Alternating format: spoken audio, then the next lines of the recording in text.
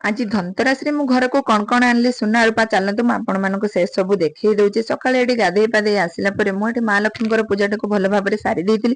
तापर एठी हमर माछरे सब पानी गुडा गुलिया घंटे हो जाइतला। स्वामी को आज से सब को भल भाबरे पूरा क्लीन कर देइतिली। बहुत सुंदर देखाउतला। तापर आमे तीन जण एठी मार्केट जाइतिलु काहे ना मते बाबांको पाइन ससुरंको पाइन गोटे ड्रेस आनिबार थिला। बाहरे प्रबल वर्षा होतला सेति में आमे मिशन शक्ति भितर पसि जाई माँ पो जे जा मन पसंद गोटा गोटा आइसक्रीम खाइ नेतिलु। पुणी घर को आसला परे एठी लंच सारला परे मो सान भौणी के आज पुओ घर लोक देखिया पई आस्तिले। से सब काम सरला परे मु प्रथम थर पई एठी जोड़ा प्रजापति देखिली। आपण माने आगुर देखछन्ती कि नै मते कमेंट रे कहबे। तापरे मु एठी सान भौणी घर को जाइतिली। ता घर छात पर आज बहुत सारा फूल होइतिला। से सब फूल नै आसला परे फूलटीर ना जदि आपण माने जानछन्ती मते कमेंट रे निश्चित कहबे।